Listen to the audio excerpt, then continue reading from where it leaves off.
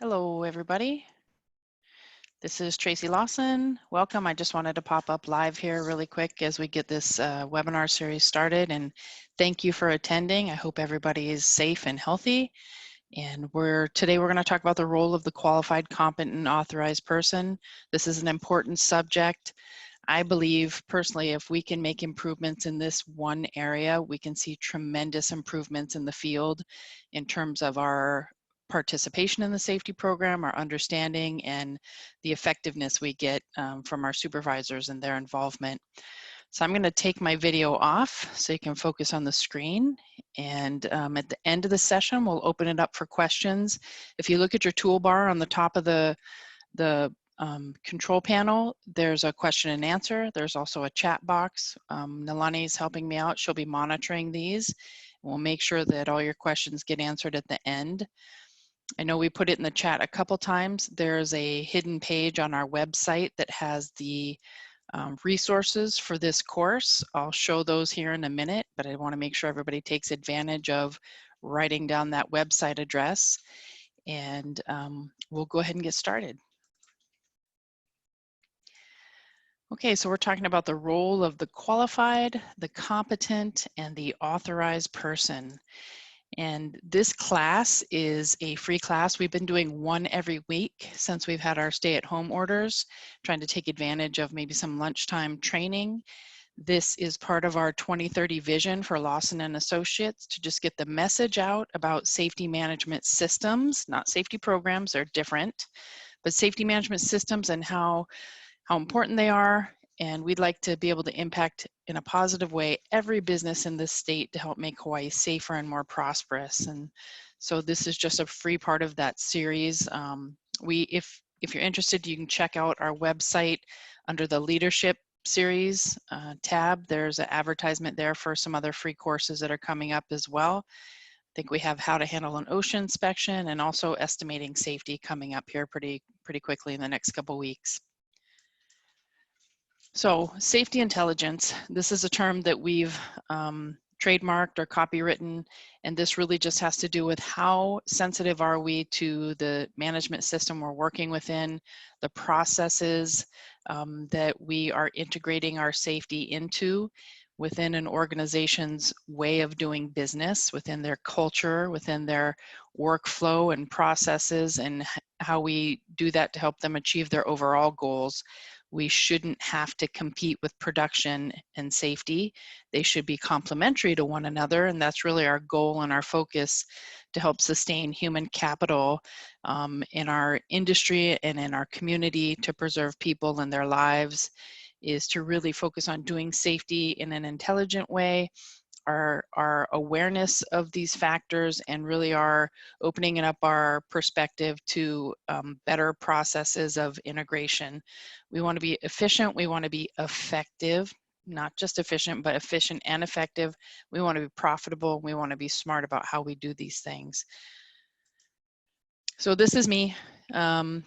Very quickly, I'm the president and founder of Lawson Associates. I have over 30 years experience in the safety and health field.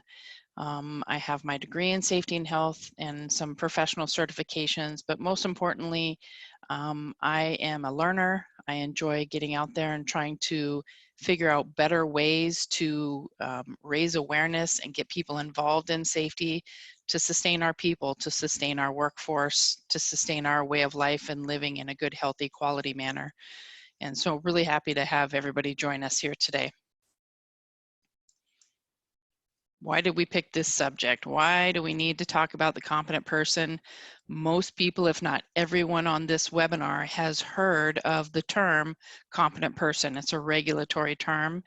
You may have heard authorized or designated person, and you may have heard of qualified person already. Why are we discussing this? And I think, as I alluded to earlier, this is a really important subject that I think we gloss over in our processes and in our management systems, that if we could step back and dedicate some good thought and time to this area, we could make tremendous improvements by building up our competent person group, by utilizing them the way that I think OSHA really intended in the first place, and we'll get into that in more detail throughout today's webinar.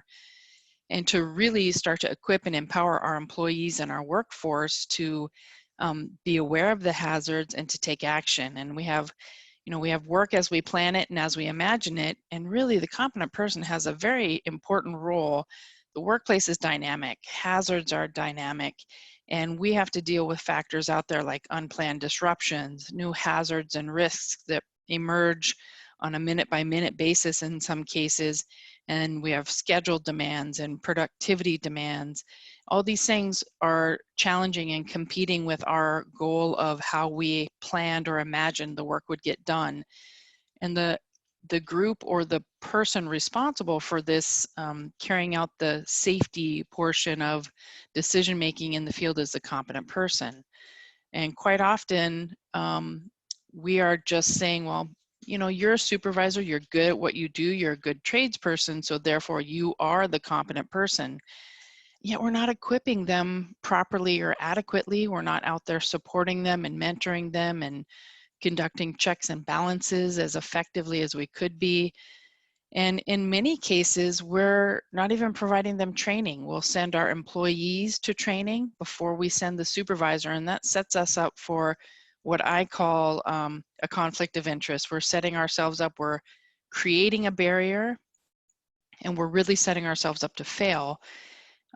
If I've said this before in other classes, if I only had a limited budget to conduct training, I would focus on my competent person and management level really strongly, build them up so that they were complete in all the resources and knowledge that I can give them, so that when they're making decision and taking all these inputs and all these feedback loops and trying to make on-the-spot decisions, they can make them with safety in mind and understanding consequence and benefit across the board. So competence, first of all, is demonstrated. It's not certified. We'll talk more about that in what a couple letters of interpretation that OSHA's put out. But just like when we at Lawson, when we teach our competent person courses, we actually call them competent person level courses.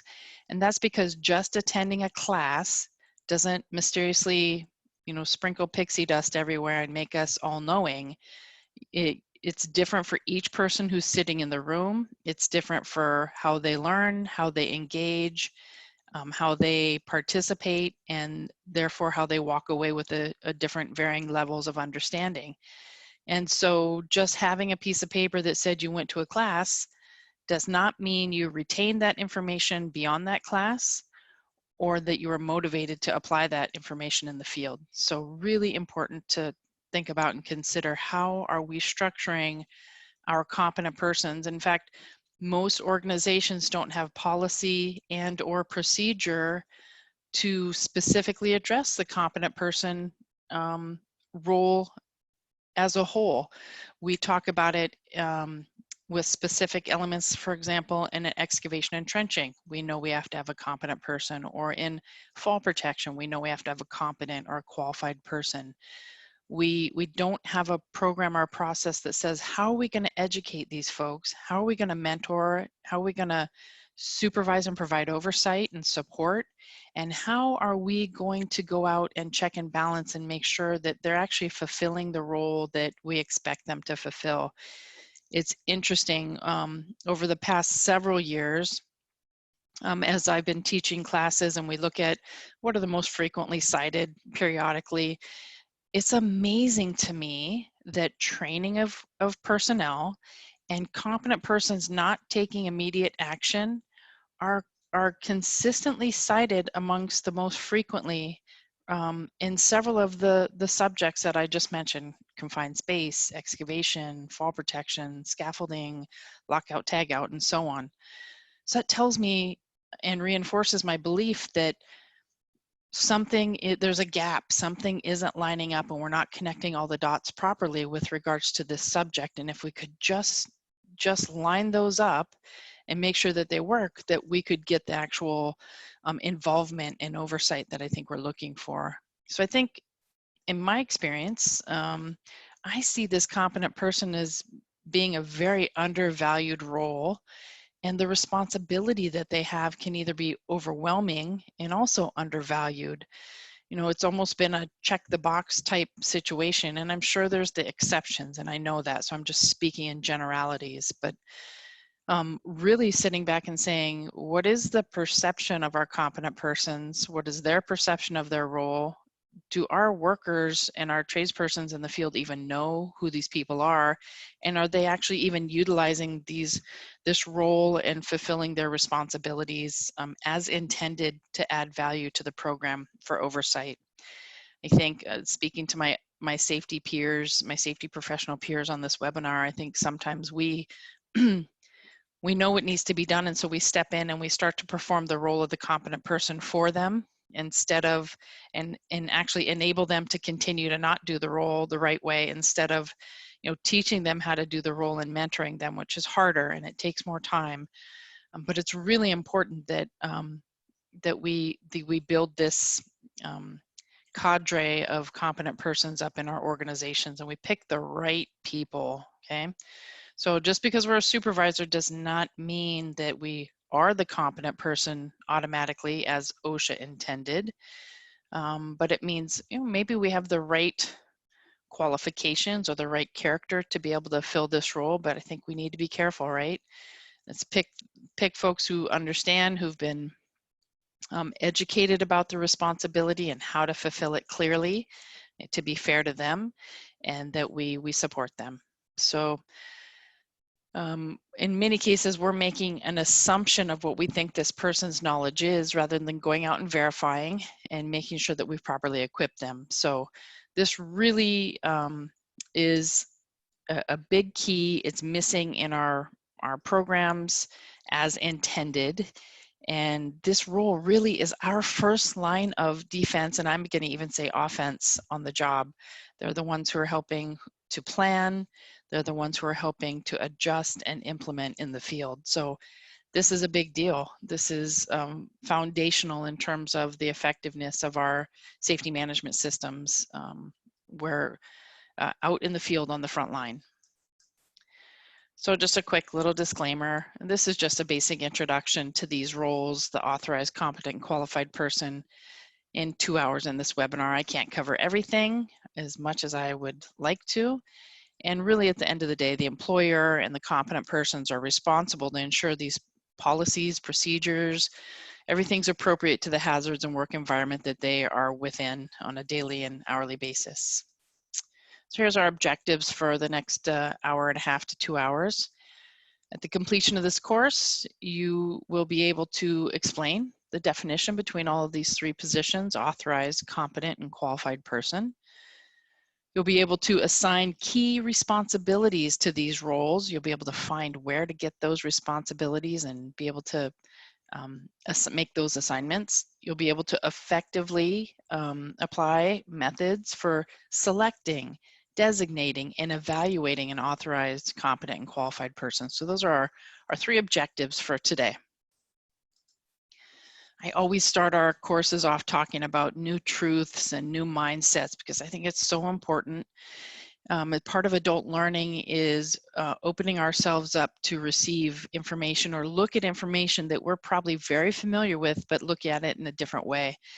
And I just call this new truths. I had gone to a seminar a few years ago, and the instructor wrote on the board, and she said that there are those of us that are in need of some new truths, and it really struck a chord with me. And I thought, that's so true. And as I started to kind of dig into this a little bit more and challenge my own mindsets and perspectives, I really determined that when I go to a class, I'm actually, like everybody else, listening to validate what I already thought. And so I miss a lot of information that may change my mind if I would just sit back and listen with a clear mind. And so I just want to challenge you as we start to dig into this subject. Again, I'm pretty confident looking at the group of folks who've joined us, and thank you. I'm pretty confident you've heard of this. You've probably dealt with competent persons. You may have even attended competent person level training, or in some way, right or wrong, been assigned as a competent person.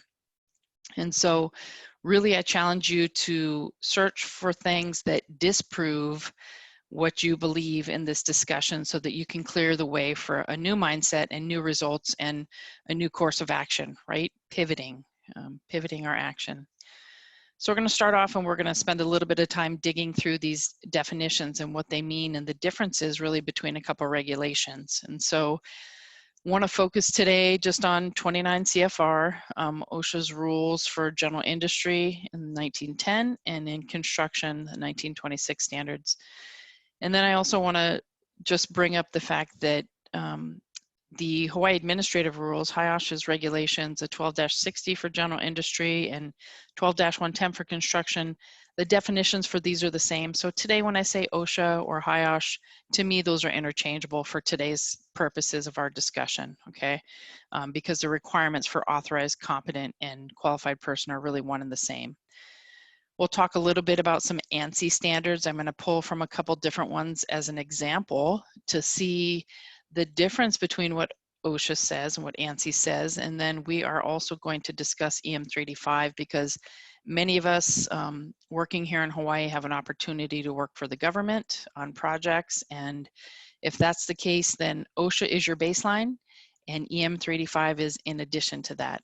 And if folks tell you that, no, it's just EM 385, not OSHA, then they haven't read the first page when you open up EM 385 under General Safety and Health Requirements. It says that this manual, the EM 385, is based on federal OSHA 1910 and 1926, and the content of the manual is a supplement to or in addition to. So really important we understand what both say, because we are to determine the more stringent that applies when we work on military jobs. So real quickly, at a glance, some of the things we're going to talk about here.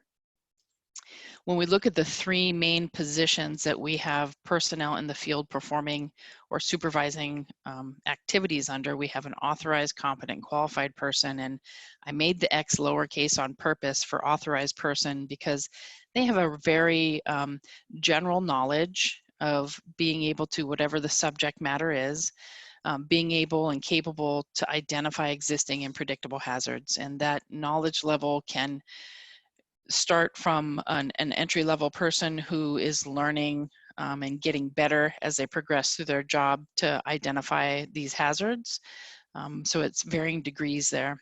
And then we go to the competent person and qualified. They all have capital X's here because this person really should be knowledgeable, either have training, classroom, self-taught training, online training to a certain extent, and experience in the field and experience with the activity itself. You know, just going to a class and you don't have to have performed, let's say, building scaffolds, but if you've worked around scaffolds, that's very beneficial. And if you have built a scaffold, that's beneficial too. But actually having performed the work isn't the requirement, but you have to be capable of identifying existing and predictable hazards. So training, knowledge, very important. The other aspect to there we see is authority from the employer to take prompt corrective action. We'll dig into that here. And then you notice that a qualified person really, they're capable to identify these hazards, but their real expertise comes in that they have extensive knowledge and training experience. So that's why I push the boxes and the X's over to the right, because they've got the knowledge and experience, but it's extensive. These are the folks who are either designing systems, designing programs, coming in and auditing, or coming in and helping us solve really difficult problems. And so this is somebody with a recognized degree, professional certificate, or a professional standing with extensive experience in the subject matter and has proven their ability to solve or resolve problems related to the subject matter, okay?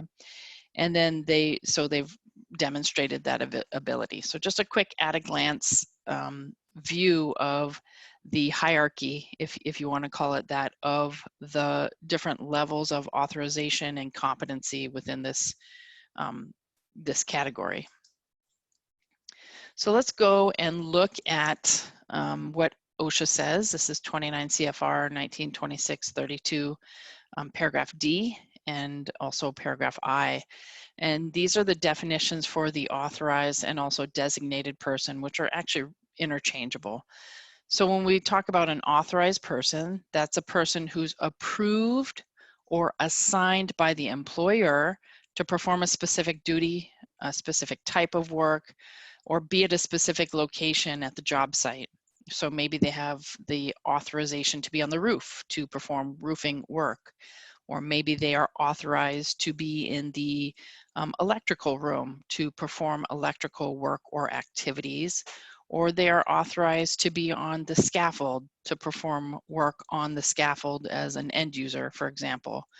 So just examples of that: scaffolding, electrical, roofers, fall protection end users, a worker assigned to use a particular tool or a particular piece of equipment, for example, like a ladder. Okay, those are examples of authorized or designated persons. So when we look at what ANSI, and I just took a random standard, to be quite honest, I took the A10.4 standard for personnel hoists and elevators, and I just did a search and I said authorized person. And when we look at the definition here, you'll see a distinct difference in the level of detail from the basic regulatory text that we just looked at. And so an authorized person under the ANSI standard is somebody who has read the hoist manufacturer's manual. Interesting. Been instructed in the operation of the hoist, and designated by the party who has care, custody, and control of the hoist equipment. So this is a level of detail that I think I appreciate and think really needs to be there.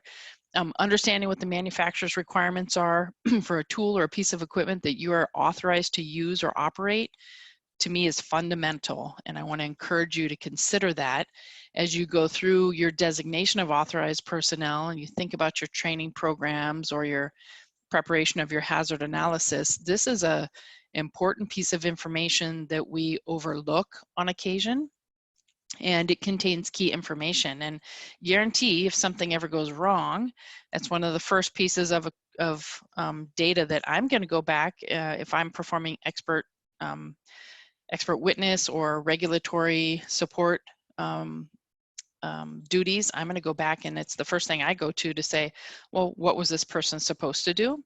And then where's the evidence that shows that they were trained in this, had knowledge, and comprehended this information? So important to kind of work your way backwards sometimes from the what if scenario. What if something went wrong? What if I had an inspection? What would I need to show, and how would I verify I've fulfilled my reasonable care responsibility as an employer? And the funny thing is when we work backwards from that, in many cases, we fulfill the responsibilities, we avoid having these incidents. It's an odd connection, right? But this is important. So big difference between just the basic regulatory text from OSHA and a slight change in responsibility when we look at what ANSI says and the actual minimal requirements to be authorized to perform work with personnel hoists and elevators. So then we'll take a look at EM 385. This is the most current regulation. Section Q is where all of the definitions are contained. And I encourage you to go through and bookmark some of the pages where these are located in the electronic version, if that's what you work off of. You can put a tab on the hard copy if you use these, but these are important baseline terms. And so EM 385, just as a note, this is on page Q4 if you're going to go back and look, but it's really important to read these definitions in the regulatory text. Everything's important, from scope and application to definitions to then getting into basic requirements. We have to understand the full context. These regulations intermingle with one another. In fact, you're going to see later on when we talk about the definition for a scaffolding competent person in EM 385, that's where we find out that they actually have to have a minimum of 8 hours of training. If you were to have gone to only the regulatory text, you wouldn't have found that, just as a side note. So the authorized person for fall protection, for example, under EM 385's definition says this is a worker working at heights, exposed to fall hazards, and using fall protection equipment. They shall have a working understanding of and follow the employer's policy and procedure, and the instructions of the competent person for fall protection regarding the use of fall protection and rescue systems. So again, a little bit more detail, and keep in mind that you know, this regulation's updated every 4 or so years. ANSI's updated on a pretty frequent and regular basis in a cycle as well, but it takes quite a bit of time. I think we waited over 20 years for OSHA to put out a construction confined space standard, our crane standard, and you know, really our scaffolding, trenching, fall protection standards are due for an update. I think scaffolding and fall protection haven't been updated since the early to mid 90s. So just kind of keeping in comparison of how some of these other regulations and consensus standards have updated themselves and kept up with the time and what our current practices are. So that's the authorized person. So we've kind of taken away from these definitions that this is somebody who should have training on the manufacturer's requirements for the use of their equipment or tools. They should have a good understanding of hazard awareness. They should know what the employer's policies and requirements are. They should know what the competent person has outlined for them to follow. And they are the one who's out there actually performing that work, working within a designated location or performing a certain task or working with a particular piece of equipment, okay? So the competent person. Competent person by regulation, so here's OSHA, and we find this definition in 0.32, paragraph F. And the competent person is a two-part definition. Most of us know that, and that's someone who is capable of identifying existing and predictable hazards. I think I want to stop on that for just a second and talk about that. Existing hazards, if I'm capable of identifying that, that means I have some training, I have some experience, I have some awareness of hazards associated with the type of work that I'm doing and how to perform the type of work that this competent person designation is associated with. I'm also able to predict, so I have a knowledge of what are the types of hazards that have occurred in the past or could occur based on trending or industry information. So I don't have to be in it and have a hazard present. I can actually say, if we do the work this way, XYZ could occur and somebody could get hurt. That's predicting. Versus, oh, wait, stop. The way we're doing this work is creating a hazard. Let's stop and fix it. So both aspects are to be addressed by the competent person. So that means they should be planning, they should be observing, preventing and detecting these hazards in the workplace, okay? And so they're really looking for hazards in the surrounding or working conditions, and they're looking for things that are unsanitary. That has kind of new meaning for us now as we go through this COVID-19 pandemic in terms of unsanitary, but typically that could deal with, you know, housekeeping issues or other health-related issues related to, it could be just removal of trash, it could be related to sanitoys, it could be related to eating our food in areas that are where there's chemicals present, could be related to other toxins or hazardous or regulated waste in some degree. Hazardous, dangerous, anything that could harm our employees, right? And this person has authorization, so authority, to take prompt corrective measures to eliminate them. It's interesting because this term prompt corrective measures has such a wide variety of interpretation. It really isn't intended to be, you know, when you're done doing what you're doing and you have nothing else better to do, could you go fix this safety hazard? It's really intended to be more along the lines of what OSHA says in their general industry and construction regulation, which says that, you know, employees shall report hazards to their supervisors immediately, and supervisors shall take immediate corrective action. So here in the state of Hawaii, we actually have a pretty high standard of care with regards to taking action immediately to eliminate hazards, and I hope also to prevent, okay? So important difference between timeliness of expectation of the regulations, what is really prompt, and then what does the state say if we're falling under state of Hawaii. And if I can take immediate action on a job that falls under HIOSH regulations, then I should take the same sense of urgency and action on any other job, okay? The more stringent should apply. Even though we know with HIOSH and OSHA, the more specific rule applies. In EM 385, you're probably used to hearing, how do you know if there's a rule about two things that cover the same information, which one do I follow? For EM 385, we follow the more stringent. For OSHA, we follow the more specific. But let's also say and remember that these are the minimum requirements by law. We should do what's right and appropriate for the worker and have the same standard and level of care from one scope of our work in one division, let's say our federal division, to our private work division. If I have an immediate response on one side, I should have an immediate response on the other. I think if we don't, we could find ourselves in a very slippery slope if it ever became an issue of someone getting hurt because we provide a lesser duty of care than we do on our other jobs, just because simply they're under a different rule.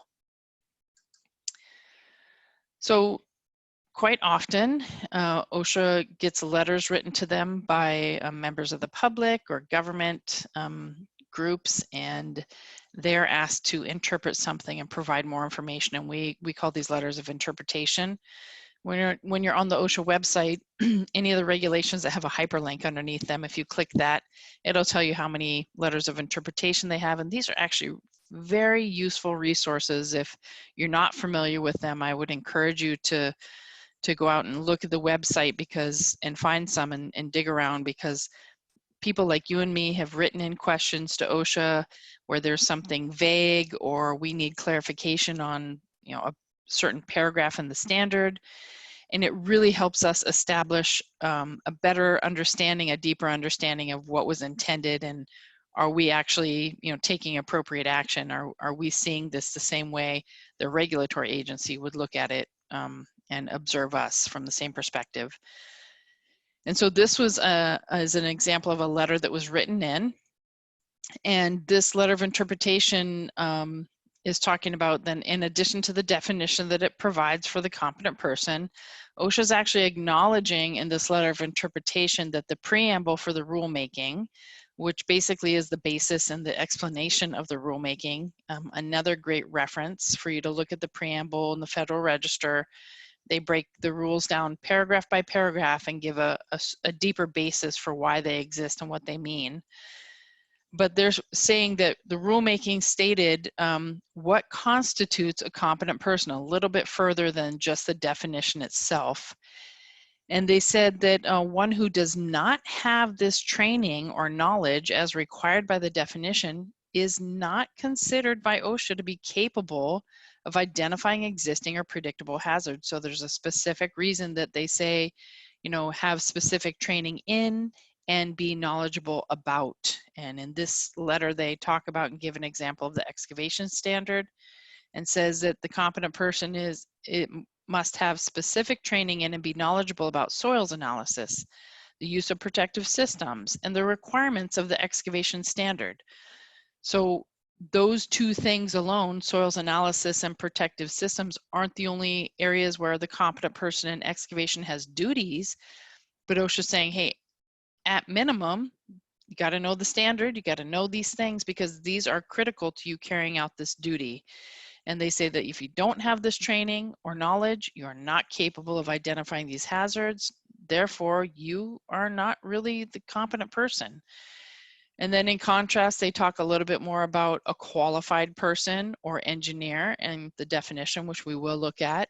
And they say that this person might have more technical expertise, but it would not be necessary to have the expertise in hazard recognition or the authority to correct identified hazards. And so we know, and we'll talk more about the fact that qualified persons are really the ones designing systems, engineering systems, creating programs, or helping solve very technical, difficult issues, okay? So how do we gain this knowledge, this competent person level of training and experience? And I just finished a webinar series on putting together training programs and adult learning processes, and really thinking about through the design of training programs, and really what are we trying to achieve, and what's our learning objective for this competent person. What do they need to know to fulfill this responsibility that we're giving them? And then, how have we verified their comprehension? What level of training are we giving them? Are we giving them very generic training that anybody could have stood there and read the regulation? I've received submittals as I'm reviewing people to be submitted on a project, and they're being submitted in a competent person role or an oversight role for safety. And we get these training certificates in, or online training systems, and it's a 1-hour class. And to me, online versus in person, I think it depends on the quality of the material and the information being presented, okay, the level of technicality, okay. But it's clear that a 1-hour web-based class as an introduction to excavation and trenching, for example, would not meet the level of knowledge necessary to have someone be a competent person. Why? Because I can go test and verify that easily. What can they tell me about the standard? What can they explain to me about soils analysis, or show me how to perform soils analysis, or select which test is supposed to be done? What can they tell me about the protective system? Have they even read the manufacturer's literature? Do they even have it available? Do they know how to select it and install it?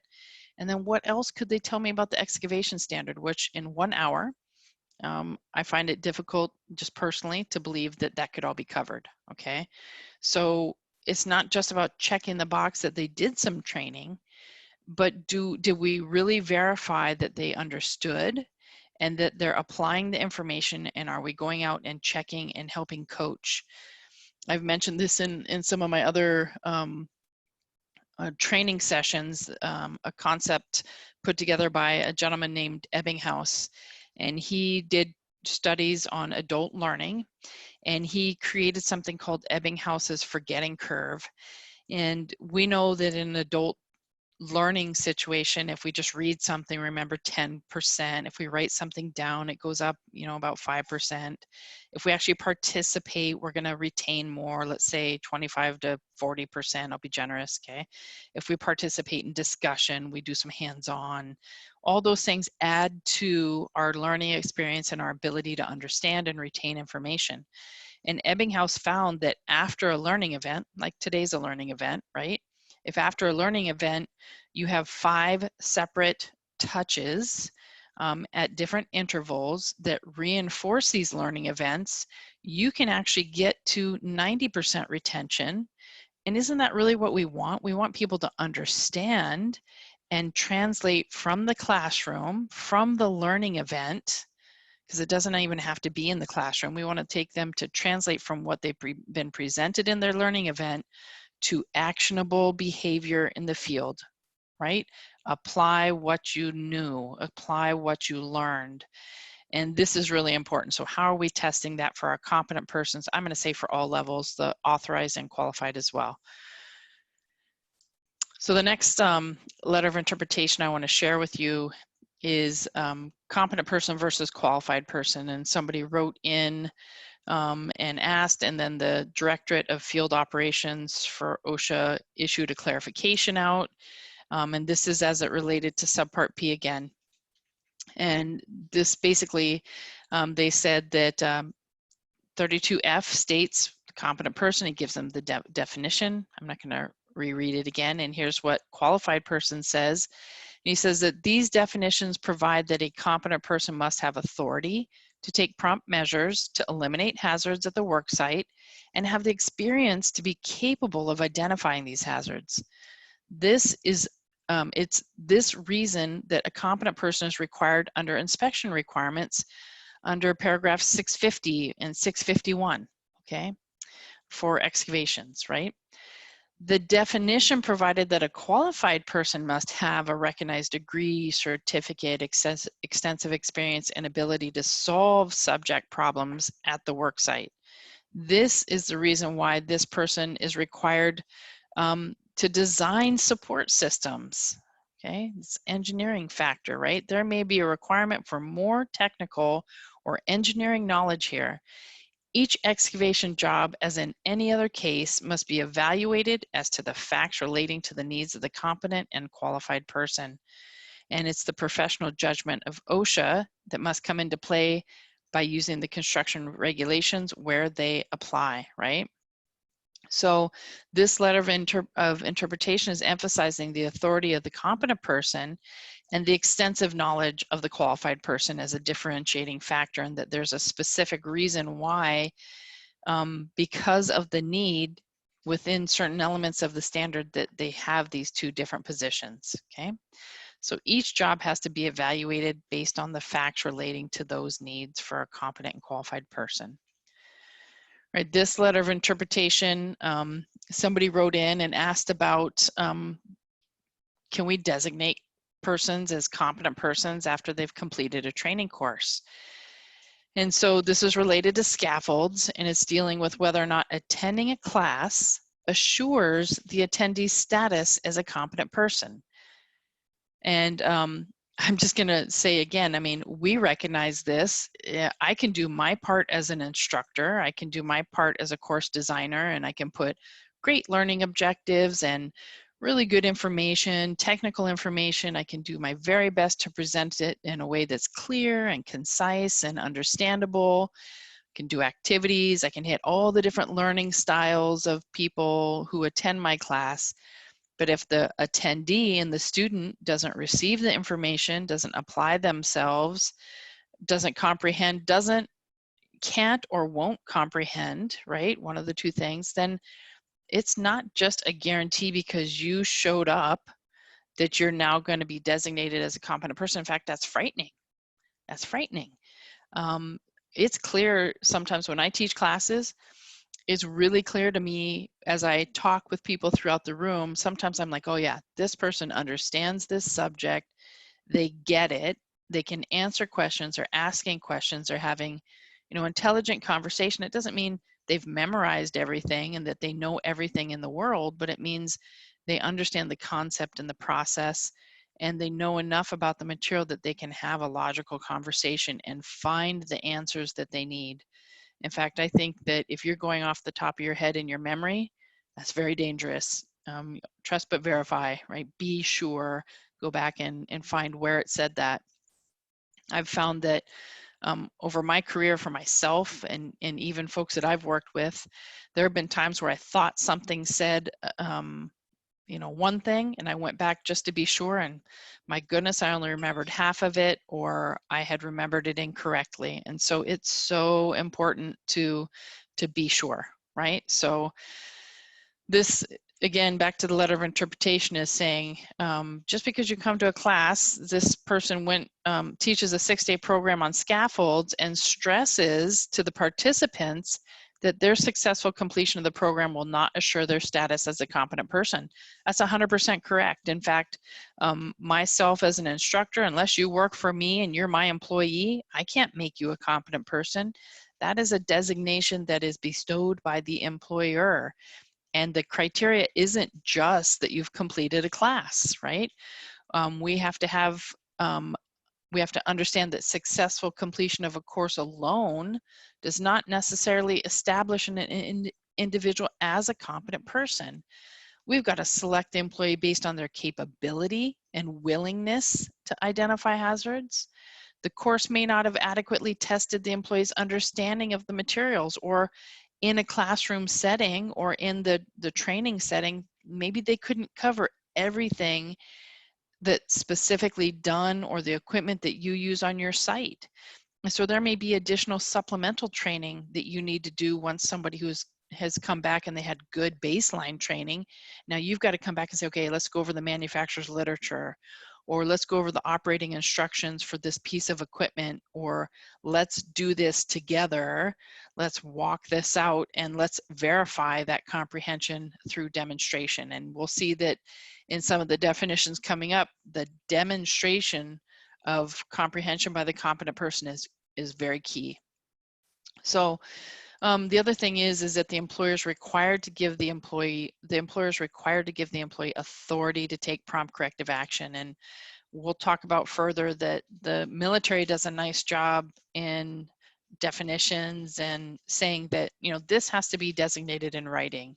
There's nowhere in OSHA or even HIOSH that says a competent person needs to be designated in writing.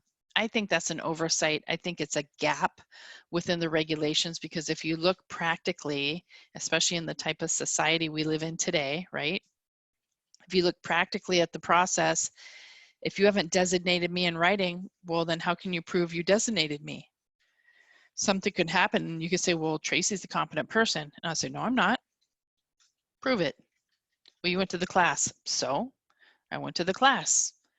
You never made me the competent person. Or conversely, I could be out there trying to do my job and trying to put things in place, and maybe I get questioned.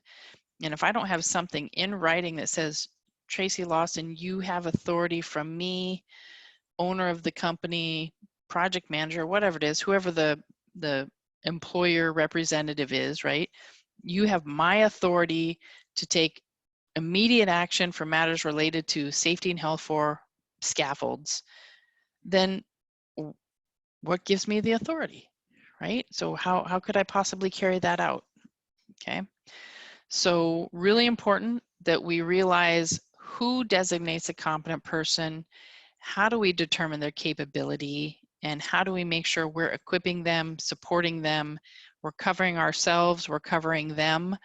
And this is a team thing, right? We need to take care of our competent persons. We're asking them to act on our behalf and really be a responsible decision maker in the field for these matters of safety and health and life. But we need to support them and equip them in doing so, right? So training is really key. Employers should really focus on selecting the proper person, right? Not everybody can, should, or wants to be a competent person, right? We need to train them up properly, equip them, support them continuously, designate them very clearly, outline what we expect of them, and then continue to evaluate and give feedback, okay? So looking at the ANSI standard again, just as personnel hoists and elevators, just a random standard that I selected for use in this class. When we read what it says about a competent person, we see that it says one who, as a result of job-specific documented education, training, and this one says and or experience, is capable of identifying existing and predictable hazards in the surroundings, that's great, or working conditions, same thing, that are unsanitary, hazardous, or dangerous, and who has authorization and responsibility to take prompt corrective measures to eliminate them. So similar, but yet a little bit different in terms of this says job-specific documented education, training, and or experience, right? And says that we have authorization and responsibility to take these. So the absence of authority and the presence of only having a responsibility is a deadly combination. If we're going to give people the responsibility to carry out a duty, especially related to safety and health, then again, we need to equip them and we need to give them that authority to carry it out, and then we need to help them be answerable. And answerable or accountability means positive, and it could mean consequence too. I hope it means, hey, great job. We just finished this. There were no deficiencies. Nobody got hurt. We were effective. We were efficient. And we went out there and you managed the crew and did your job. Safety didn't have to come out here and do anything, and when you needed help you asked them and you got the support that you needed, and they came out and found that you were carrying out your duties very well and responsibly. That's accountability also on a positive standpoint. So what does EM 385, the definitions say? Very similar. Again, somebody who can identify existing and predictable hazards in the environment, working conditions. We're looking for dangers to people, and they have the authorization again to take prompt corrective measures. So we look further into section Q of EM 385. They actually go so far as to call out a little bit different criteria for the competent person depending on the subject matter that they are overseeing. So for example, we see the competent person for confined space. And this is somebody who has thorough knowledge of OSHA's confined space standard, and then they tell you 1910-146. So if I was working in construction, I would know that I should apply the 1926 standard, okay? But this is where it says that is designated in writing by the employer. I think that's a good practice. And so as we look through these definitions, we want to pick out the things, I hope, that are logical and are good for us and good for the competent person, and helping us have a total program to carry out these equipping and designating and managing the competent person role, okay?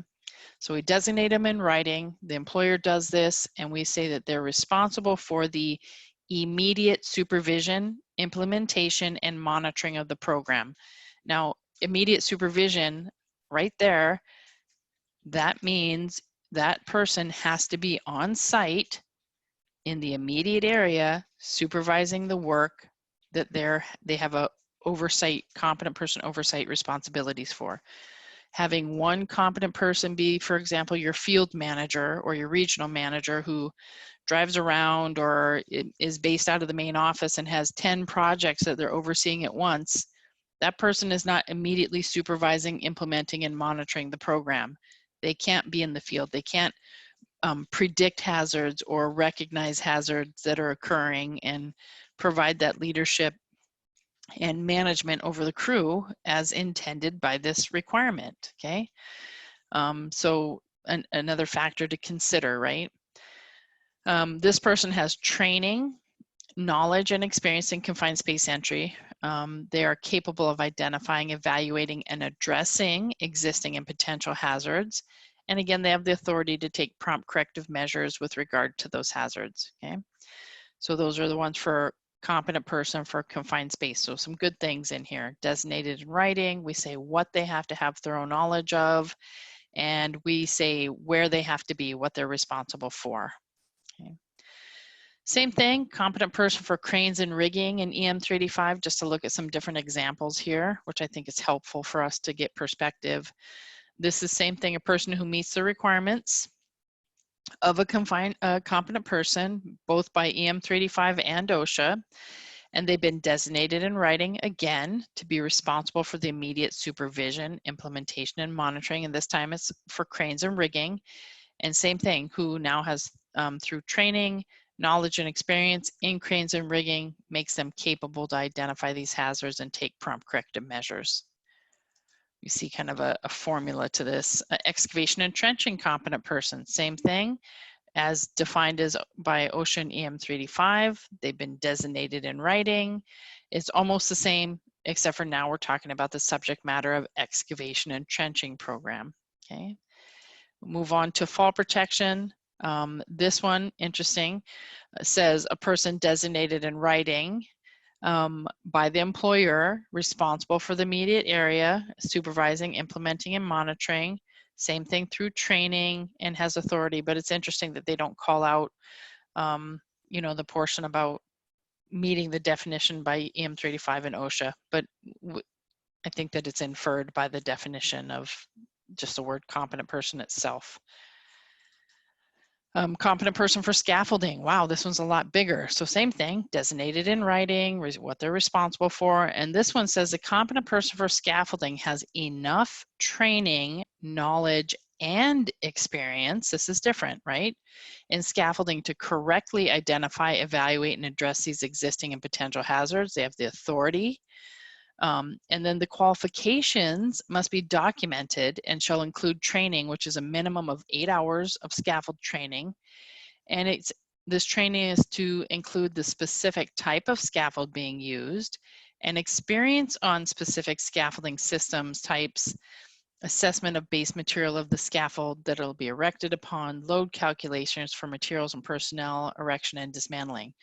So interesting. I mean, to me, I feel like this part really belongs in the body of the scaffolding standard, but if I would not have read this in EM 385, nowhere else in this regulation does it say anything about 8 hours of training for a competent person.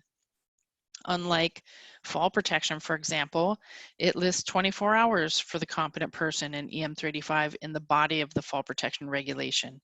So make a note mentally on your paper somewhere, really important that we're checking what the definitions say as well, okay? Because here's where our 8-hour requirement is. Now, somebody always asks when we teach these classes live, does OSHA call out like how long a competent person class should be?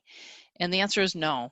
And when we go back to the ANSI standard, the Z490 standard for acceptable practices in environmental safety and health training, it talks about qualifications of instructors. It talks about criteria for putting together the classes and adult learning and all these other aspects. But it's really up to the program designer to say this class covers X, Y, Z. So if I'm teaching a class and it's covering scaffolding, I'm going to be very specific that this is for supported scaffolds, for example, and this is only for supported tubular welded frame scaffolds. So if somebody wants to come to my scaffold class to learn how to operate a scissor lift, it's not the right class, right? And so especially with scaffolds in OSHA and Subpart L, they also specify training specific to the type of system you're working on. So how long do we know the training needs to be? It depends what you're covering, what your learning objectives are, and somebody with enough experience and knowledge to be able to put together a course that would equip a competent person satisfactorily to understand the regulatory requirements, manufacturer's requirements, in how to find that information and how to carry out that responsibility in the field. And typically 8 hours is 1 day training. Even that, when we do 8-hour classes, we're jamming. We're working hard to get through the material in an effective, efficient way. So sometimes starting off with online training where you can be self-paced and on demand and go back and re-listen to something time and time again is good for a better level of understanding. And sometimes in person is better because then you get to ask questions and be able to maybe perform some hands-on activities. So the modality which your training is delivered, what it covers, what do you think's needed for your competent person? All these things are the employer's responsibility to make sure that the training you send your competent person to is properly equipping them to meet these requirements and more, right? We want to set them up to be able to do the job. So then definitions in EM 385 go through and they talk about, this is taken straight from the ANSI Z359 standard, by the way, but they talk about a competent person trainer. They talk about a competent rescuer and a competent rescuer trainer. And if you haven't purchased the Z490 standard for accepted training practices, I know we're talking about competent persons, but it is a fundamental and foundational concept in being able to equip and designate and evaluate. The competent person is understanding how a proper training program should be put in place. I think we do have a how to develop and manage a training program coming up. And so that might be something that you'd be interested in. It's one of our free outreach courses. And we talk about the Z490 standard and adult learning and some of these system and course design concepts in there and how to plan for actually a program, not just one-off classes, right? So these are just some examples of competent person definitions and the differences between these. And this is a great article. I gave you the reference at the bottom of the page here. And this was an article written by Roy Maurer, and he wrote about competent and qualified are not the same with regards to OSHA. And an excellent article from 2015. And really this article emphasized that trade knowledge is not safety knowledge. And I want to say that again. Trade knowledge is not safety knowledge. And what we tend to gravitate to in the field is that if someone's good at their job, they're a great carpenter, they're a great laborer, all the way down the line, an electrician, doesn't matter the trade, right? Then we say, oh, well, they must have good safety knowledge too. And that is an assumption. And if you break apart the word assume, it spells ass out of you and me. And I learned this a long time ago. I tell this story all the time when I got in trouble in high school. And I had to write, I will not, to assume makes an ass out of you and me, like literally 1,000 times. I think it was a chalkboard, quite frankly. I don't think we had dry erase boards back then, showing my age, but it really drilled that down. It's interesting how that word is spelled to really break out what it means. We cannot assume because someone is good at performing their trade duty that they have been properly equipped, or maybe somebody's a natural leader. That's another reason, or they're willing. That does not mean that they have all the knowledge and have been properly equipped to carry out this responsibility. We really have an obligation to make sure that we are equipping, we're communicating, we're following up with expectations of what the competent person needs. We need them to succeed. So there's really a big difference with that. And so again, I mentioned already that, you know, competent persons failing to take prompt corrective action is one of the most frequently cited standards. And so we have to ask ourselves, why is that? And it's not the person. The person isn't the failure. The person isn't the fault. It's the system. It's the process that we use to designate and equip and set that person up. The system needs to be changed and the process needs to be fixed, okay? So knowledge of the trade, we talked about that. Demonstration of competency includes not only the ability to identify hazards, but also to correct them.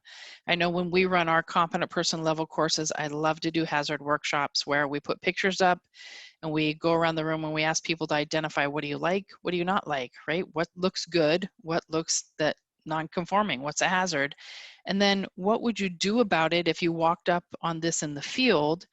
And then what would you do different to prevent that from happening again in the field? And I think these are critical thinking processes that we need to practice with our competent persons to help them understand a proper course of action, because it's not common sense. As much as we want to say, oh, it's common sense, I get it, it's really, it's learned. Common sense is learned, right? I just want to do a quick check on the audio. If somebody could chat and let me know, is everybody hearing me? If somebody could give me a heads up and just let me know that everybody can hear. Yeah, okay, good, thank you. Thank you very much.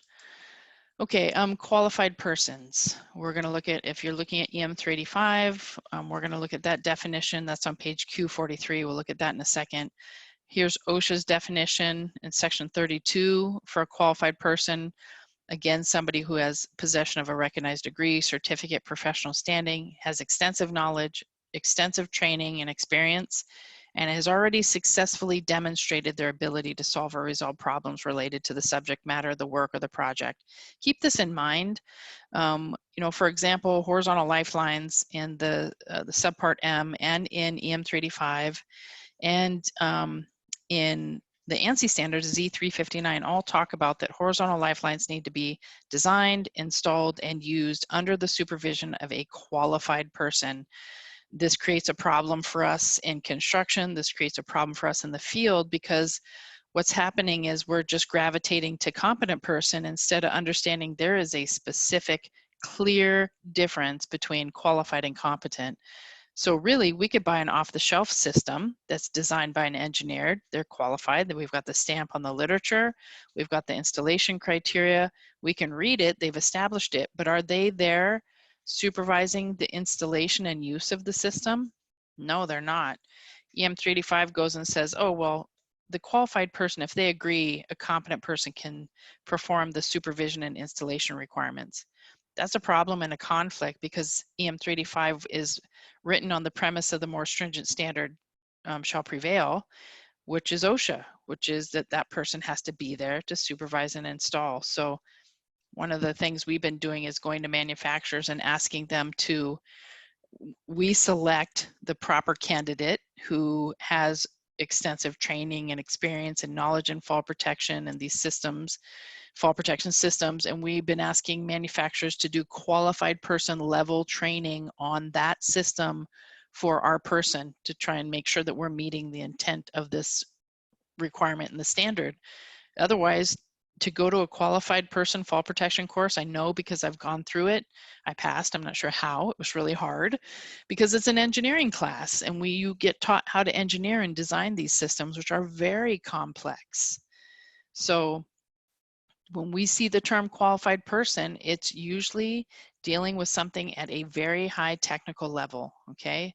Electrical qualified, fall protection qualified person, persons designing protective and support systems or designing scaffolds, for example, okay? So in the ANSI standard, same thing, personnel hoists, just to stick to the same theme here. ANSI says same thing, same definition, that's nice. There's some consistency there. So we go over to section Q for EM35. Yay, same thing, same requirement for the qualified person. So that's great.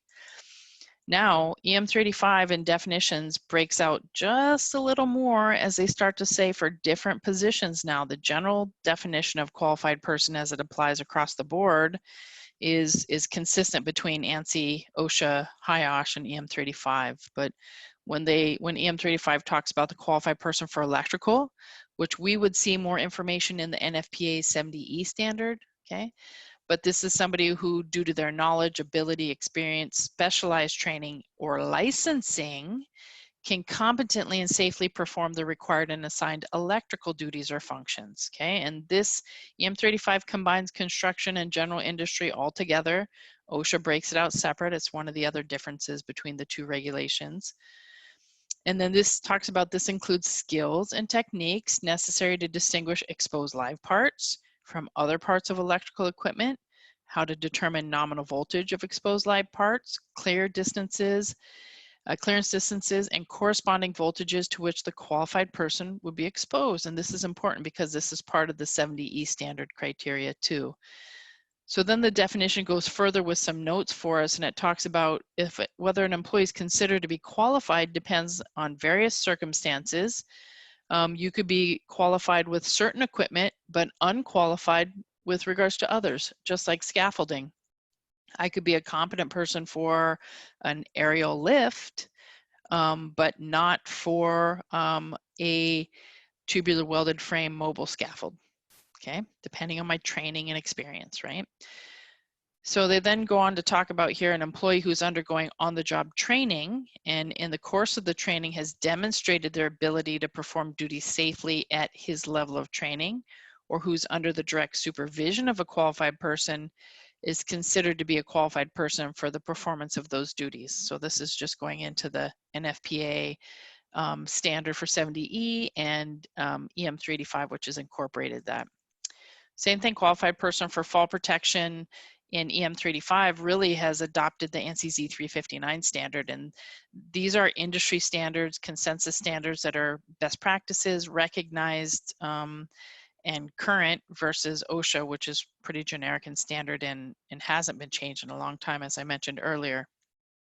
So same thing, person who's recognized or capable of designing systems, analyzing and evaluating these.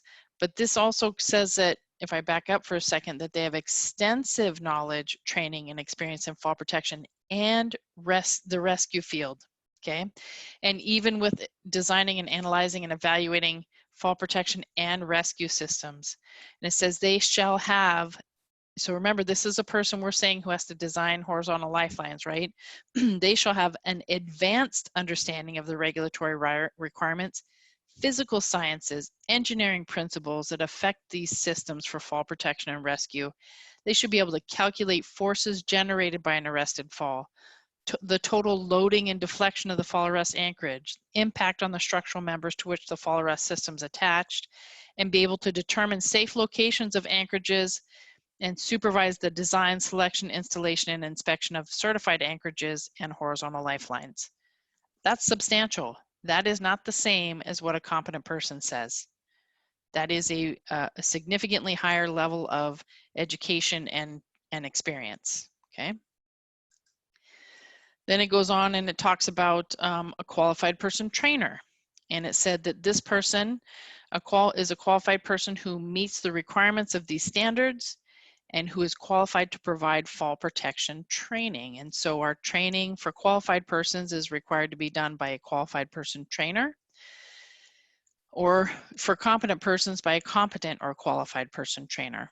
So these are very important things to differentiate and to sit back and think about and understand, well, what does my workplace look like right now? do I even know who my competent persons are? How am I identifying good candidates? What do I need competent person supervision of? What subject matter, right? How am I equipping these folks and verifying their comprehension? How am I documenting that I've given them this responsibility and designation? And how am I supporting them in the field and mentoring them and providing them the oversight that's necessary for them to fulfill their duties? They might need my support as a superintendent or a project manager or a safety manager coming out and showing everybody else that I support them and that they are actually in this role actively and helping them resolve issues, right? And building their credibility and their confidence. They need that assistance, just like we do as safety people or as supervisors, right? So challenging you to kind of sit back and think about the process that you have in place right now and how are you documenting it. If something happened, how could you provide evidence of that? And then have you measured it to see how effective it is, right? Is it actually accomplishing what you intended it to or what the standard intended it to, right? Which really, if you think about the OSHA standard, it is all over the place with regards to different standards and definitions of competent persons. And I actually wish OSHA would have provided more clarification, more direction, so that people could understand the comprehensiveness and the seriousness of this position and how to make sure it gets put in place the right way. So this is actually taken from the HIOSH general construction general requirements. It says the exact same thing under general industry, by the way. And just as a side note, you know, which rule applies to us under OSHA or HIOSH has to do with what work we're performing, not who we work for. So if I work for a construction company, but I'm out doing maintenance warranty work, I could actually be falling under the general industry standard, not the construction standard. Or my work in my warehouse is actually under the general industry standard, not the construction standard, because I'm a construction company.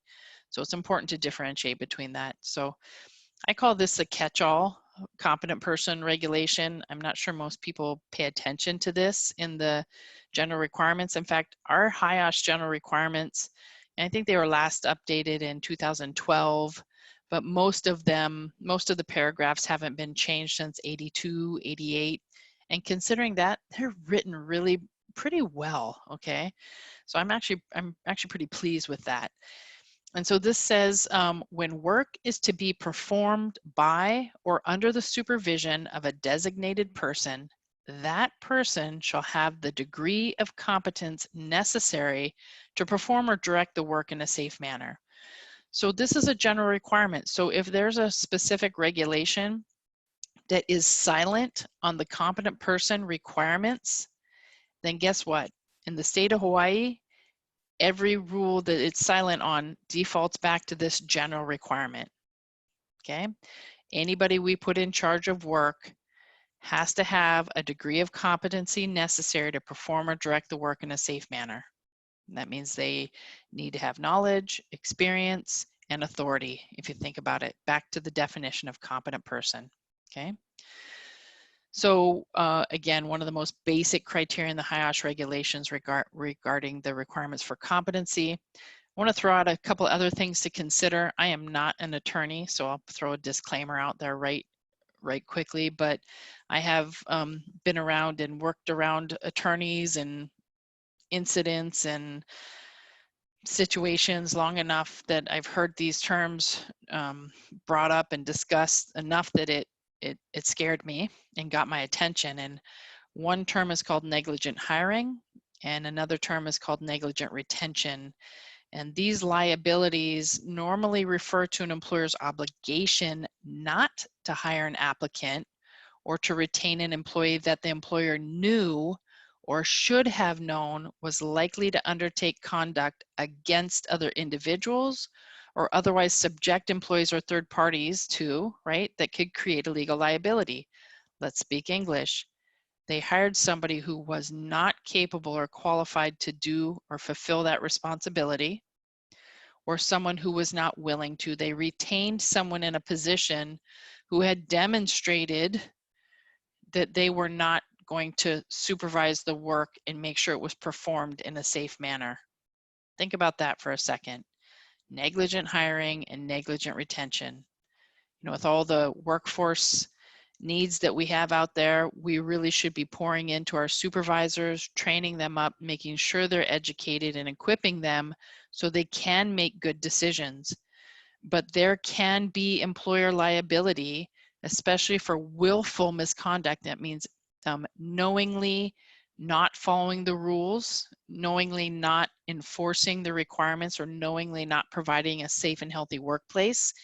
And a supervisor is given authority by the employer and acts on behalf of the employer. Therefore, when the supervisor doesn't follow the rules or enforce the rules, that means the employer is not following the rules or enforcing the rules. Now, we have legitimate and affirmative defenses under OSHA, which are actually very difficult to prove.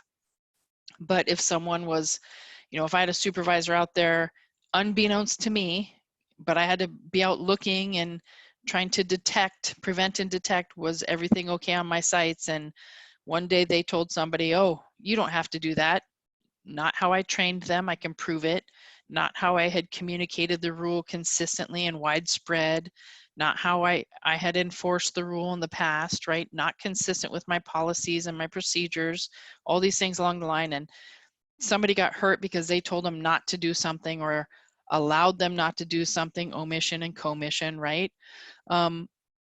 And I turn around as the employer, somebody gets hurt and I fired them immediately and I'm disciplining them and I can prove I met my reasonable care standard as the employer, and this was just an isolated incident. This was employee misconduct on the part of the supervisor.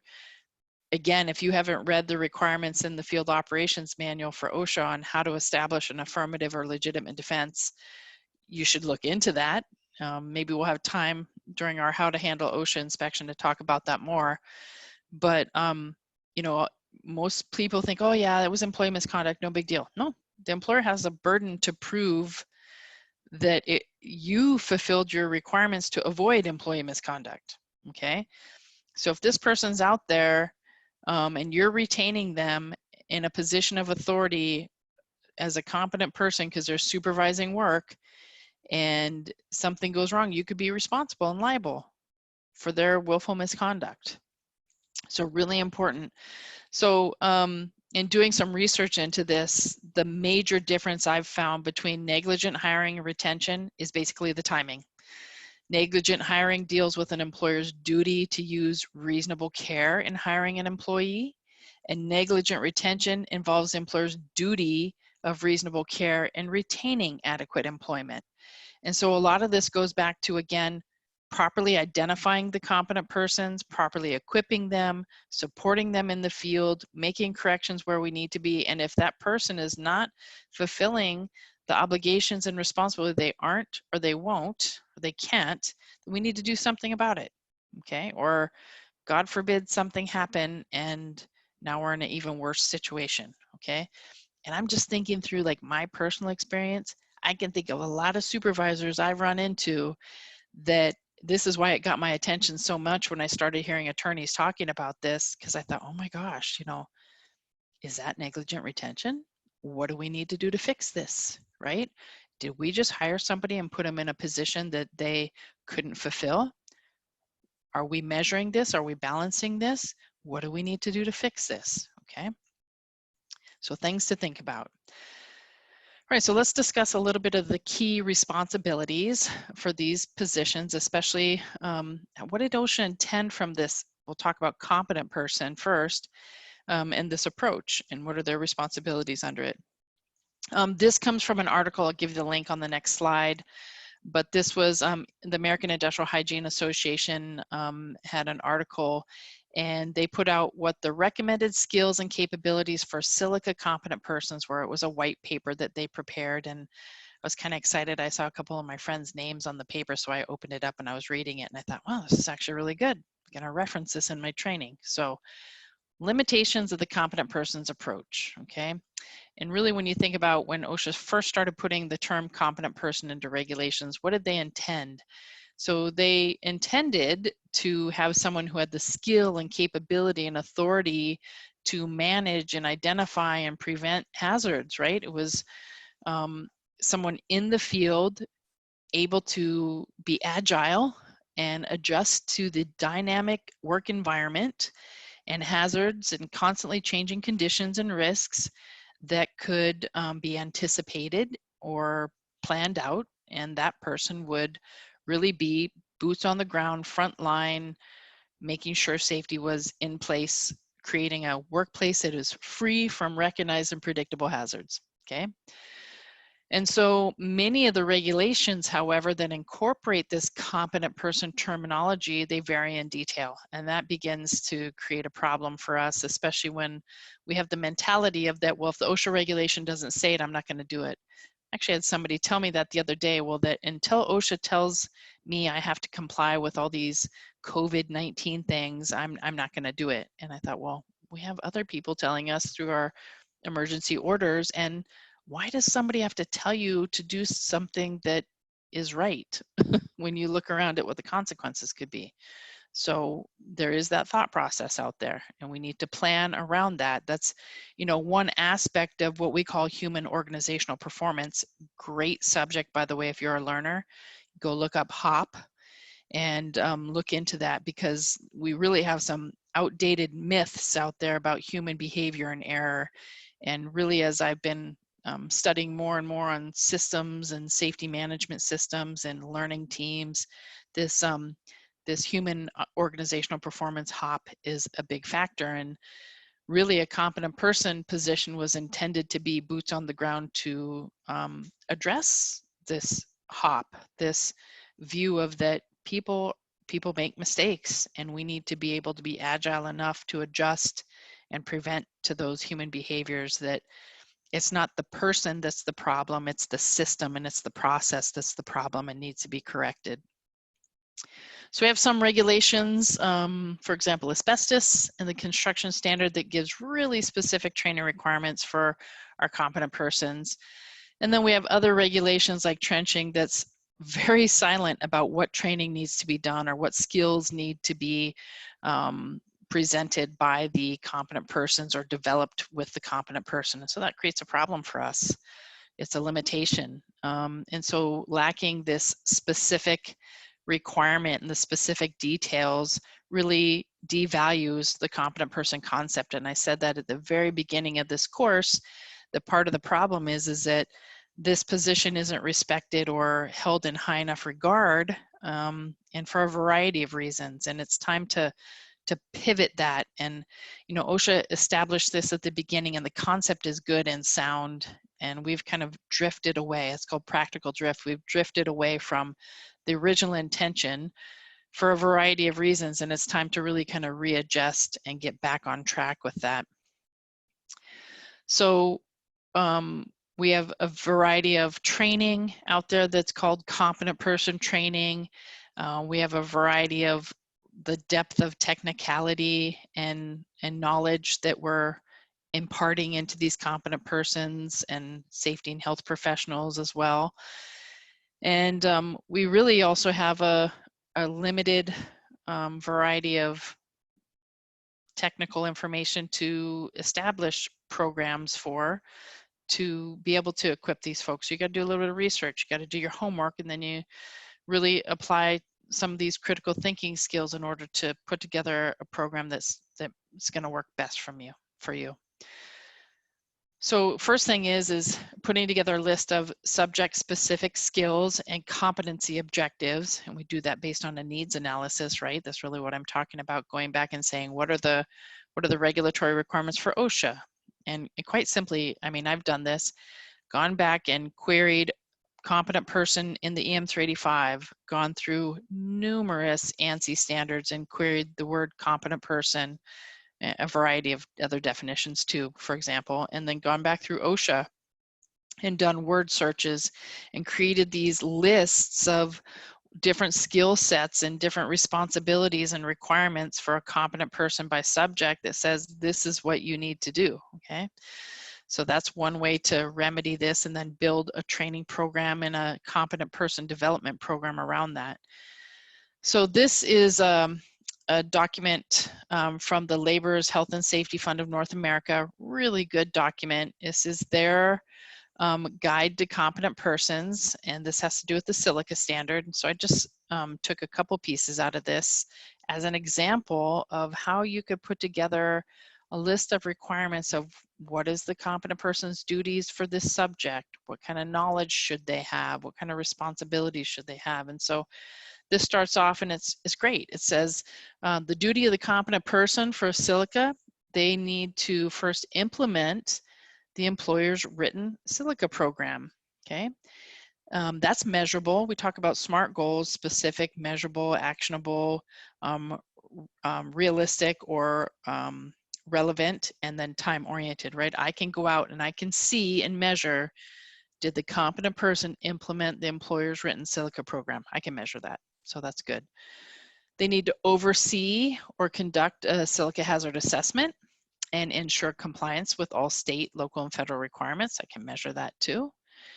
They need to make frequent and regular inspections of job sites, materials, and equipment to implement the written exposure control plan. Really good, clear, concise, and pretty comprehensive in terms of what the duty is right here for the silica competent person. I could add some things to this list, but this is a really good start, okay? And so here's the next example. Okay, my competent person, what does this person need to know to, at minimum, succeed in this position, right? Because that's what we want. Then we want them to be successful. So, well, first, they need to know the OSHA silica standard and the requirements for that standard, and they need to be able to recognize and know the hazards of the silica exposure, right? What are the hazards of respirable crystalline silica? They need to know what are the common tasks that result in exposure and the potential for exposure, and that includes the methods and controls listed in Table 1. They need to understand Table 1. How do they properly, fully, and completely implement Table 1? And what is the alternative exposure control methods and processes if they can't follow Table 1, right? They should know how to take bulk samples and identify the presence of silica in material. For example, they should know how to read a safety data sheet and identify respirable crystalline silica, understand how the material is going to be used and disturbed to identify if exposure could occur. Okay. They need to know when to call in the cavalry. When do they need the qualified person to come in and help identify hazardous exposures? When has the situation exceeded their skill set, it's outside of their sandbox and they need some help, okay? They need to know how to interpret and use industrial hygiene sampling reports and exposure assessments. I think that's something I get phone calls every so often where somebody's had testing done and they don't know how to read the report, and the summary report that came with it wasn't super clear. And so your competent person should know how to do that, okay? They need to know the controls used to reduce exposure to silica. This includes identifying when those controls are not operating properly and maintaining the controls in good working order. So that means they should know, let's say if this is equipment or supplementary equipment like a shroud and a HEPA vac that goes onto a drill or a grinder, they need to know what the manufacturer says and how it's supposed to be operating. They need to understand the hierarchy of controls. And if you don't know what that terminology means, that's important. You can message me and we can talk on the side, but by law, federal law, state law, EM 385, we have an order of precedence, an order of decision-making, a hierarchy for the controls we put in place for the risks that we predict or that exist in our workplace. We don't just get to pick whatever control we want, whatever control is convenient. There's an order we're to follow, and we should be able to explain why we selected those controls. And this is where the common saying of, well, personal protective equipment comes last. That's based on this hierarchy of controls, okay? And so we need to know how to take corrective actions to prevent overexposure to silica. And we need to know, as a competent person, the appropriate respiratory protection to reduce silica exposure and protect workers. That's a good list, right? That tells me some things that I need to, some training criteria, and then some checks and balances for observations and support in the field to go out and make assessments to help make sure my competent person is equipped to do the job that I'm asking them to do, that they understand. And then this is good. This is an example of their authority. When should the competent person stop work? Should be really clear. There should be no uncertainty. And if there is, the competent person should always err on the side of safety, right? If something could kill someone, something could seriously injure someone, then they should stop if they're not sure and get help immediately, okay? So in this document, they tell the competent person that when the controls aren't working properly, right, the silica dust controls, if they're not working properly or sampling results indicate controls are insufficient and exceed the permissible exposure limit, you should stop work. When a new process or task is introduced that requires an exposure assessment, you should stop work. When respiratory protection is not being used properly, you should stop work. And when bystanders are being exposed and need to be removed from the area, you should stop work. Now, I want to emphasize this in the opposite way. If I'm the competent person, what are some key things I need to make sure happen in order to not stop work? Well, I need to make sure bystanders are not exposed and not accessing my area where I'm doing this work. And I need to make sure that respiratory protection, the workers are trained, they have the equipment that's working, we have backup equipment, and that they're using it properly, right? You can see how you can flip this around and say, well, these are the things I'm going to stop that would require me to stop work. So these are some of the things, everything's important, but these are some of the things I'm going to emphasize to prevent from happening so work doesn't have to stop. Wouldn't it be great if we looked at things from a little different perspective, okay? So here's an example for a competent person responsibilities in trenching and excavation. And this actually comes from the OSHA eTools guide for daily inspection of trenches and excavations. And this is just talking about the competent person. And the trenching and excavation work is dependent on these specialized employees. It's highly technical in nature. I wish people would feel that way and act that way sometimes.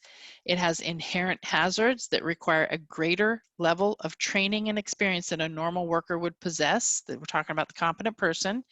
And the items below specify the trenching and excavation activities where a competent person is necessary. So I don't think most people have gone back through the regulations and done that search and it says competent person, and it tells you all the things that they're supposed to be doing. So for example, trenching and excavation standard says competent person has to monitor water removal equipment and operations. They have to inspect excavations that are subject to runoff from heavy rains and determine if anything's needed like diversion ditches or dikes or other suitable protection. They have to determine if cave-in potential, determining cave-in potential to assess the need for shoring or other protective systems, or maybe even plywood backing or backing. They are responsible and need to be able to examine damaged material and equipment that's used for protective systems to determine is it still suitable for continued use. That means they need to know the manufacturer's criteria too. They classify soil and rock deposits, and they do this by visual analysis and by manual analyses. And they need to determine the proper protection. They have to determine if they have to reclassify, if necessary, based on changing conditions. And even the testing and analysis, the manual analyses, you don't just get to pick whichever manual test you want. We talk a lot about this in our competent person level course for trenching and excavation. What's the criteria for each test and how do you select that? Because that's not obvious in the standard, right? So the competent person's got to know this. They need to determine the appropriate slope of an excavation and know how to do that to prevent collapse. They need to know when you can bench and when you can't bench and how to actually achieve a proper bench, right? To achieve the proper slope still. They need to be able to understand surcharge loads from stored material or equipment, operating equipment, adjacent structures or traffic, and to make sure, again, that slope is achieved. So for example, let's say you have shoring in an excavation, The competent person should have read and have accessible the manufacturer's literature that tells you, you can't really bring more than 20,000 pounds of load within so many feet of the edge of this excavation protected by our system, or it would fail. So that means, gee, I'm not going to drive my concrete truck that's loaded up to the edge of this excavation, or that truck, the system inside could fail and the truck could fall over on my workers, okay? They need to inspect the trench and protective systems. And so they authorize immediate removal of workers from the hazardous area where there's evidence of cave-in, failure of systems, hazardous atmospheres, or other conditions. And they also, for safe access and egress, they oversee the designing structural ramps that are used solely by employees as means of access, and structural ramps that are used for access or egress of equipment. Those are different. Earthen ramps are not structural ramps, by the way, and the competent person should know that. So here's just some examples. Now, if you went to the ANSI standard, there's some more criteria in there under trenching and excavation, but you'd take what OSHA says. Does the M385 say anything different? Does HIOSH say anything different? Does ANSI say anything different? Put all these together, and now I'm going to decide as the employer, I know what my minimums are by law, but I'm going to decide as an employer what's a good program for my competent person in trenching and excavation. What do they need to know? What are their responsibilities? And what are their authorities? Okay. So this is how we do this, and this is how I suggest you do it to start. Obviously, this is a basic approach, but go back, research the applicable regulations or standards, find the most current information, look at the law because that's the minimum requirement, and determine what you need authorized, competent, and qualified persons to cover, what areas in the regulations, and then go back and let's look and say, what are their responsibilities? What kind of training do they have to have? What kind of authority should they have? And when should they be stopping work, right? Or what should they be preventing to avoid stopping work? So we need to look at multiple sources, like I said. So I just pulled as an example the A10.8 2019 standard for scaffolding requirements from ANSI and ASSP. And I'm just going to show you the results of how I started this process. So I just did a simple search on my electronic document. I typed in the word competent. That's all I wanted to see. And so when I did this, I just went through the whole document. I'm only going to go through a couple examples here, not the whole document, don't worry. But talks about safe access being provided to work platforms, and that during erection dismantling, the employer's competent person has to determine that it is feasible to provide this access. I see some of your questions coming in. I promise I'm going to answer these here at the end. Okay, thank you for putting those in. Another one talked about workers shall not work on scaffolds during storms or winds unless it's determined by a competent person or as determined by the competent person. Another one talks about inspections by the competent person on fiber, synthetic, or wire rope. Fall protection systems being determined and overseen by the competent person. It goes through and it talks about employers shall assure each employee has been trained by a competent person, and that scaffolds shall be erected, moved, dismantled, and altered only under the supervision and direction of a competent person by a crew selected by the competent person. It says that in OSHA too, by the way.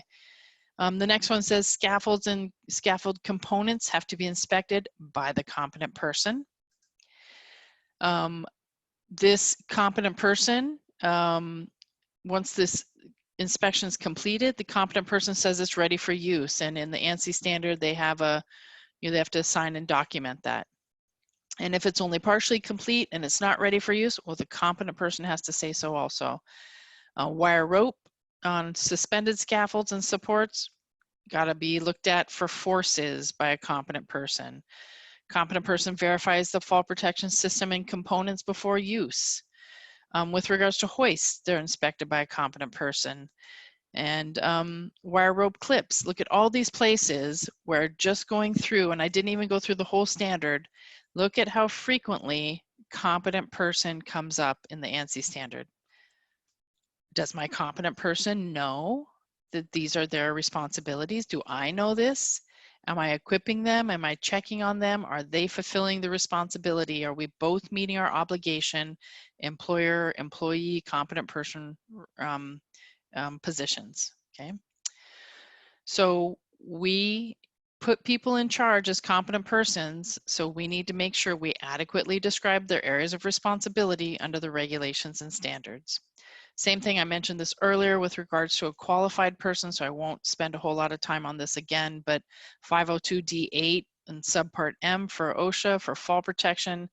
This is where it says, it's been in there since it came out in the 90s, by the way, this is not new, that horizontal lifeline shall be designed, installed, and used under the supervision of a qualified person as part of a complete fall arrest system that maintains a safety factor of at least 2. And so we discussed this issue with this particular element and what the qualified person more stringent standard says, and maybe a potential way to resolve that issue until the law, gives us the ability to do what EM 385 says and let the competent person oversee the use and installation while the qualified person designs it, okay, according to that design, but it doesn't say that yet, okay. So I got about 5 more slides here as we start to wind down, but let's talk about how we select, designate, and evaluate our competent persons. I've been mentioning some of this throughout the conversation today, but this comes from a great article in Safety and Health magazine by Kyle Morrison in 2012, and it was titled, "What is a Competent Person?" Okay, and so really this article talked about how do we select the right person. Okay, these are questions we should ask ourselves. How do we determine that they're qualified? How do I prove it? What evidence do I have to show that? What subjects are they qualified in as a competent person? How do we give them authority? How do we prove that? How are we verifying our decision was right? Did we pick the right person? Do we need to coach them or retrain them? Do we need to do some checks and balances to even show that they still are fulfilling those responsibilities, or that that's still who we want to be doing that job? So don't forget that the competent person is the employer by proxy in the field. So are your supervisors, okay? We have legal obligations, so select these people wisely. These folks must be qualified to identify hazards with that particular operation. They have to have the authority to make these safety related changes or enforce requirements, okay? We need to be sure we designate what the person's competent in.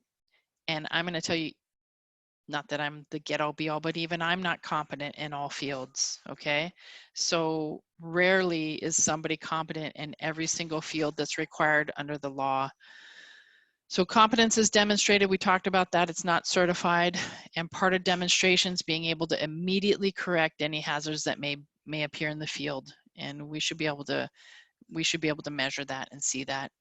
This is just an example of a form that that I made for a competent and qualified person evaluation and designation, and this is just one example. You can do anything that you want, but just to get your thought process going. So I just put on this form that an evaluation had determined that the person named below has knowledge of the system, equipment, conditions, procedures, and proper use, inspection, manufacturer's requirements, recommendations and instructions, and maintenance for the activities designated, and that this designation is based on the definition of OSHA's competent person or a qualified person. So I put the company's name, the employee's name, and I used to use this check sheet, we still do, but I used to use it when we'd have subcontractors bring folks out, we'd have them fill this out and designate and give verification of how that person was competent, right? Think about it,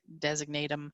We'd use it for our own employees, and so it's a useful tool. So you might want to go back through and see if there's anything you would want to add in here separate, but I just did it by subpart based on OSHA. This doesn't include ANSI or EM 385 or anything else, okay? And it doesn't include the new recent crane or construction confined space standards. This is just an example of a form, okay? But where are the areas in subpart D that a competent person would be required? And then I went through onto the next page to the right. What are the areas that a qualified person designation is required? Okay. And so you check off those that apply. On the back side of these forms, I say, okay, well, how did I verify credentials or knowledge for this designation? Is there some apprenticeship that they went through? And I left space below so you could kind of information. Maybe how many years of experience do they have? But I'm going to tell you that alone, and no offense, people could be doing this job 10, 15, 20 years and not have been given the right training or even training at all, okay? What on the job performance have I observed? What formal training have they attended, and what informal training, like maybe they did some self-training, right? Self-study.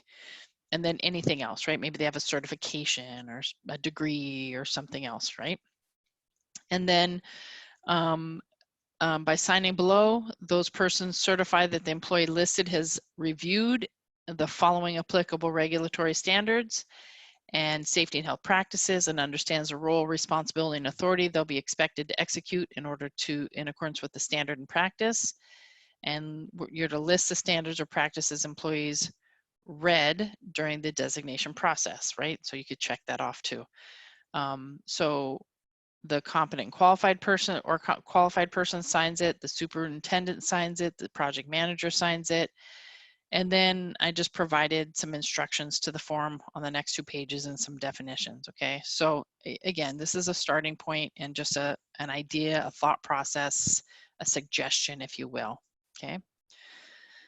So winding down some of the discussion here in summary, we want to establish, I hope, a training program, a program for competent persons to properly equip them and qualified persons if necessary, or find training programs that can do that for us, but we evaluate it as the employer to determine that it's appropriate. And if somebody won't give you the qualifications of the instructor, they can't give you a proper training program outline showing core competencies and learning objectives and time spent on each subject, if they can't provide you, verification of training and they won't support your questions, that should raise a red flag, right? You want to use manufacturers to assist with qualified person courses. I know 3M just brought in Greg Small, who's an excellent fall protection engineer, in January, and we sent through several of our staff to a week-long class on qualified person for fall protection. And that was sponsored by 3M, and that's great. There's other companies out there. I liked it because it was here locally, and that was really good. You want to document your evaluation and designation of these positions. What is your basis for the decision you made? You don't want to be trying to figure that out 5 or 10 years down the line, right? You want to show that you're checking these folks and I guess re-verifying that yes, they're still doing the job and that you're retraining them and that they're maintaining their knowledge base with different technologies or different regulation changes or different work application changes. You want to ensure authorized persons know who the competent person is and who the qualified persons are and seek them out. They should be helping direct the work and select and make choices in the field, okay? We want to rely on our competent persons daily to be proactive and accountable. We want to have their job matter, it's valuable, it's important. We want to properly equip them, but we also want to then help them walk this out and show that this is a real job and a real expectation, not just a title and go back and do what you normally do, okay? So things to think about. I got a couple questions here on the Q&A. And so let's see. This is absolutely a gap. I agree. Thank you to the person who wrote that. This is definitely a gap in our field. And I agree that if we could fill this in and do a better job equipping and selecting these folks, I think we're going to see very immediate responses in the field. What if a company designates somebody as a competent person, but the person doesn't feel comfortable with the role? Can the employer mandate it? And can an employee decline it? I don't think that you want to mandate it. whether you can or can't. I mean, you're the employer, but I think you would want to be very careful if you said, no, you're the competent person, and if they don't want to fill that role, they're not going to do it, or they're not going to do it in a quality manner. And when we're talking about something that is overseeing safety and health and life issues and making those decisions, you want somebody who understands the responsibility, who is confident and competent in the material because we properly equipped them. And I think people would be more willing to fill the role when we are not making them just the fall guy, right? Giving them a job that they're not equipped to do, and you know, going from there, kind of setting them up for failure. Let's set them up for success. Somebody else answered and said, question that says they always hear that this is a safety officer's duty. I disagree. The safety officer cannot be the competent person for all subjects. First of all, no person is that qualified or competent. And second of all, how could the safety officer be the competent person for every subject on a project when several crews are performing that work? They can't be all places at once. The safety officer, in my opinion, oversees the competent persons and is helping provide the assistance and oversight and check and balance and mentoring and coaching that the field competent persons need. We tend to do ourselves a disservice by making the safety officer responsible, the only one responsible for all things safety, and that is a broken system. The safety officer should be helping equip and train and identify and predict issues and supporting the competent persons and management team, and everybody carries out the safety role. If the best we can do is the safety officer, boy, been that person before, not a great position to be in. But that's my opinion. I think that we could support that just by regulation and definition. So really being careful how we set up our programs that help supervisors and competent persons be involved and responsible for the program as much, if not more, than the safety officer and safety manager. We actually have more technical things we should be doing with our time instead of fulfilling the supervisory role that people in the field won't do. That's kind of my answer to that. I hope I didn't offend anybody, but there we have it. Okay. Any other questions? I'm just wrapping up. This is important. I think that an important to go back and subject to go back and revisit. I think it's an important subject to think about, to talk to management about, to go back and share information about. I want to just, I'm going to share really quickly just one other screen. I want to show you the website and the resources that we've provided there. Hopefully everybody can now see my website page. So this is lawsonsafety.com, and this is the hidden address we've given you folks for this. And this is today's course. We'll be recording this, and so you can actually access it at any time. We'll put it up on our website. Also on this same link, we'll put the recording on our YouTube channel also. But here's the handout for the presentation. You can click this and download it. These are the regulations that go over the competent person requirements. Here's a designation form example that you can take and kind of make your own. And then we have something called the safety pivot I want to encourage everybody to do. And this is a call to action. This is really what are the top 3 things you learned from this class, and then how and when are you going to put them into action. I encourage you that before you go off and finish doing the rest of your duties for today, you just take a couple minutes and fill this out. And then I actually would put it in I'd attach it to an appointment on my calendar. And in 30 days, when that appointment comes up, I'd open up this pivot and I'd ask myself, have I fulfilled the things that I'm looking for? So that's a great tool for you to make sure that you're putting what you learn into action and really kind of creating a path forward to change. Okay. So I'm about finished. One last call. Somebody said it's still a little bit cloudy to them, the difference between competent and qualified person. Well, don't get confused by the term qualifications versus qualified. qualified person has extremely high qualifications in the subject matter. Competent person has authority and good knowledge. Competent person has authority and good knowledge. Competent person has extensive knowledge and no authority. Okay. Your qualified person could also be designated as the competent person, but in most cases, your competent person can't be the qualified person based on limitation of knowledge and the depth of technical knowledge. Okay. I hope that helped. Anybody else? Last call for questions. What questions do you have? Okay, I want to thank everybody for coming, and I'll be around. My email is tracy@lawsonsafety.com. I'll put it on the chat. And if you just have any questions, you can always email me and just say, hey, I attended your class, I have a question, and we're always happy to help and have discussion about our favorite topics. So, okay, thank you very much, everybody. Have a great rest of your week and weekend, and don't forget to social distance, okay? All right, take care.